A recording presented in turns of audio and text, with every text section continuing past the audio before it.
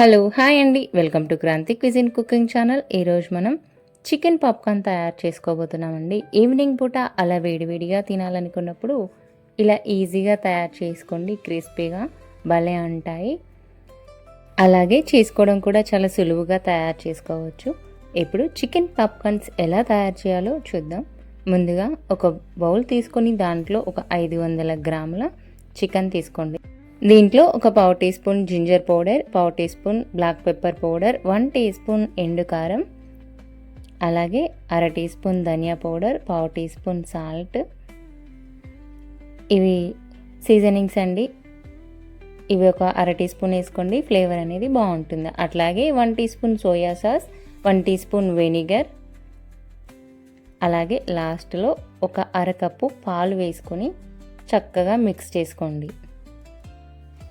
ఇలా మిక్స్ చేసుకున్న తర్వాత ఒక 1 అవర్ పాటు అలాగే పక్కన పెట్టేసుకోండి. చికెన్ అనేది దీంట్లో నానితే టేస్ట్ అనేది చాలా బాగా వస్తుంది. ముక్కలు కూడా స్మూత్గా వస్తాయన్నమాట.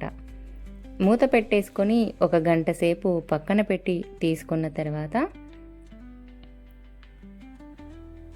ఇప్పుడు ఈ బౌల్ని పక్కన పెట్టేసుకొని ఒక ప్లేట్లో ఒక కప్పు మైదాలు, అర టీ స్పూన్ ధనియా పౌడర్, అర టీ స్పూన్ కారం, అలాగే జింజర్ పౌడర్ ఇవన్నీ వేసుకొని చక్కగా మిక్స్ చేసుకోండి, మైదా పిండికి పట్టేలాగా. ఇలా కలుపుకున్న తర్వాత ఒక బౌల్లో ఐస్ క్యూబ్స్ వేసుకొని చల్లటి వాటర్ తీసుకోండి.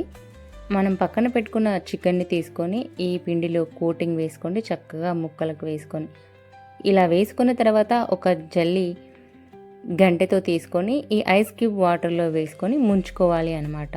ఈ ఐస్ క్యూబ్స్ వాటర్లో వేసుకోవడం వల్ల మనం వేసుకున్న కోటింగ్స్ అనేవి చక్కగా ముక్కకు పడతాయి. ఇలా పట్టుకున్న తర్వాత మళ్ళీ ఒకసారి మైదాతో కోటింగ్ వేసుకొని ఒక ప్లేట్లో పక్కకు తీసుకోవాలి అన్నమాట. చూసారు కదా, ముక్కకు అనేది పిండి అనేది ఇలా కోటింగ్ పట్టాలి. ఇప్పుడు ఇవన్నీ తీసుకొని ఒక ప్లేట్లో పెట్టేసుకుందాం. ఇలా చూపించినట్టుగానే ఈ 1/2 కేజీ చికెన్ మొత్తం ఇలా కోటింగ్ పెట్టేసుకొని పక్కన పెట్టేసుకుందాం. ఇప్పుడు స్టవ్ పై ఒక కడాయి పెట్టేసుకొని దాంట్లో డీప్ ఫ్రైకి సరిపడా ఆయిల్ వేసుకొని అది వేడైన తర్వాత ఇప్పుడు చికెన్ని వేసుకొని 10 నుంచి 12 నిమిషాల వరకు గ్యాస్ అనేది మీడియం ఫ్లేమ్లో పెట్టేసుకొని బాగా ఉడకనివ్వండి. ముక్కలు అనేవి వాటంతటా అవే పైకి వచ్చేంత వరకు వాటిని గరిట పెట్టి కలపకూడదన్నమాట. ఇలా పైకి వచ్చిన తర్వాత మరోవైపు తిప్పేసుకొని 2 వైపులా ఇలా బంగారు రంగు వచ్చేలాగా డీప్ ఫ్రై చేసుకుంటే సరిపోతుందన్నమాట. ఇలా చూపించినట్లుగానే మిగిలినవి కూడా డీప్ ఫ్రై చేసుకొని ఒక ప్లేట్లో టిష్యూ పేపర్స్ వేసుకొని ఆయిల్ పోయేంత వరకు అలా పక్కన పెట్టేసుకోండి. ఇలా చూపిస్తున్నట్లుగానే మిగిలినవి కూడా నేను డీప్ ఫ్రై చేసుకున్నాను.